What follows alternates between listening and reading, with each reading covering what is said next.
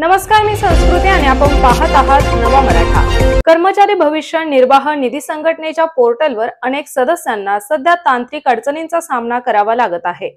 या समस्येवर तोडगा काढण्यासाठी ईपीएफओ मोठ्या प्रमाणावर तांत्रिक सुधारणा करत आहे। या सुधारणांचा पहिला टप्पा 31 मार्च 2025 पर्यंत पूर्ण होण्याची अपेक्षा असून त्यानंतर भविष्य निर्वाह निधी संबंधित दावे, निपटारा आणि हस्तांतरण प्रक्रिया अधिक वेगवान आणि सुलभ होतील, असा विश्वास व्यक्त केला जात आहे।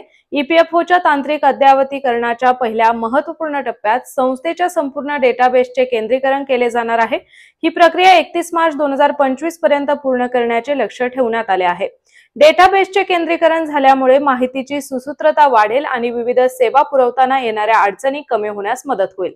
सध्या अनेक सदस्यांना वेगवेगळ्या कार्यालयातील माहिती एकत्रित नसल्यामुळे विलंब सहन करावा लागतो, त्यावर यामुळे मात करता येईल। या सुधारणांचा भाग म्हणून CITES 2.01 नावाची नवीन माहिती तंत्रज्ञान प्रणाली कार्यान्वित केली जात आहे।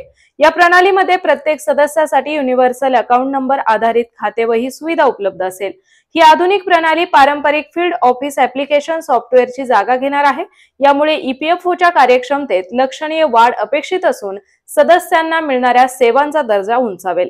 तसेच नवीन प्रणाली आणि केंद्रीकृत डेटाबेसमुळे ईपीएफओच्या सेवांमध्ये क्रांतिकारक बदल अपेक्षित आहेत। दावे दाखल करणे, त्यांची पडताळणी करून रक्कम हस्तांतरित करणे, सेटलमेंट, तसेच नोकरी बदलल्यास पीएफ खात्याचे हस्तांतरण यांसारख्या प्रक्रिया खूप जलद गतीने पार पडतील। एका अधिकाऱ्याने दिलेल्या माहितीनुसार 31 मार्च 2025 ही अंतिम मुदत असली तरी संपूर्ण प्रणाली पूर्णपणे कार्यान्वित होण्यास थोडा अधिक वेळ लागू शकतो, परंतु हे काम लवकरात लवकर पूर्णत्वास नेण्याचा प्रयत्न आहे।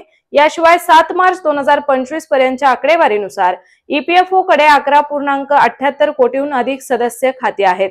मात्र गेल्या काही वर्षांपासून सदस्यांना वेळेवर सेवा मिळण्यात अनेक अडचणी येत होत्या। यामध्ये दाव्यांच्या प्रक्रियेतील विलंब, खात्यांचे हस्तांतरण न होणे, ई पासबुक उपलब्ध नसणे किंवा सदस्य प्रोफाइल मधील साध्या दुरुस्त्यांसाठी होणारा उशीर अशा अनेक तक्रारींचा समावेश होता। सध्या सुरू असलेल्या CITES 2.01 अंतर्गत सुधारणा आणि समस्यांचे निराकरण करण्याच्या उद्देशानेच केल्या जात आहेत। या टप्प्यानंतर भविष्यात आणखी आधुनिकीकरणाची योजना असल्याचेही समजते। तर अशाच माहितीपूर्ण बातम्यांसाठी चॅनलला सबस्क्राइब नक्की करा।